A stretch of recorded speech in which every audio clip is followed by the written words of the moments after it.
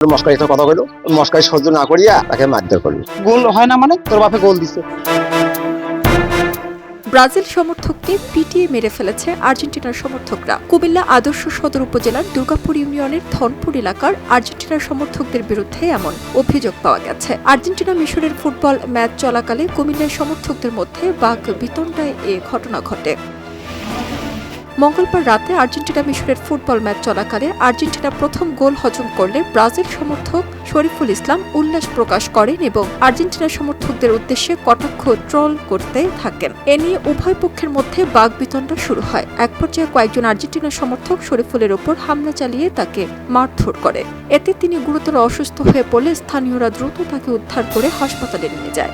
সেখানে কর্তব্যরত চিকিৎসক তাকে মৃত ঘোষণা করেন। খেলাধুলার পর এখানে একটা তর্ক বাজছে ওই যে মেসি যে খেলা খেলতেছে, তো তর্ক বাজার পর কি একটা কথা কইলো, মস্কারি একটা কথা কইলো, মস্কারি সহ্য না করিয়া তাকে মারধর করলো। মেশরের সাপোর্ট, কেউ আবার আর্জেন্টিনার সাপোর্ট। যে মারা গেছে উনি হয়তো মেশরের সাপোর্ট ছিল, কয় তোর বাপে দেখ গোল দিয়ে দিছে।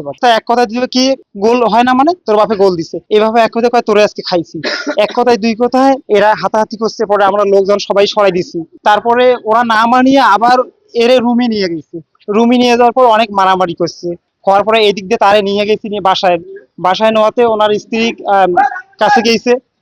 যাওয়ার পরে বলছে আমার খুব অসুস্থ, আমি মার খেয়েছি, আমাকে পানি দাও। এই পানি খাওয়ার পরে উনি বলতেছে আমার বুকটা ব্যথা করতেছে। তারপরে সবাই মিলে আমরা ধরে আবার ওনার এই যে হাসপাতালে নিয়ে গেছি।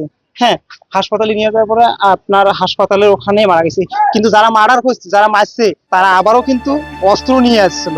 খবর পেয়ে পুলিশ ঘটনাস্থল পরিদর্শন করে। পুলিশ জানায় ঘটনার সঙ্গে জড়িতদের শনাক্ত ও গ্রেফতারে অভিযান চলছে। এ ঘটনায় আইনগত ব্যবস্থা প্রক্রিয়াধীন রয়েছে। মরদেহের সুরতহাল প্রতিবেদন তৈরি করে ময়নাতদন্তের জন্য হাসপাতালের মর্গে পাঠানো হয়েছে। এ ঘটনায় এখনো নিহতের পরিবারের পক্ষ থেকে কোনো লিখিত অভিযোগ পাওয়া যায়নি। অভিযোগ পাওয়া গেলে আইনগত ব্যবস্থা গ্রহণ করা হবে। তবে এ ঘটনায় জড়িতদের শনাক্তে পুলিশ কাজ করছে।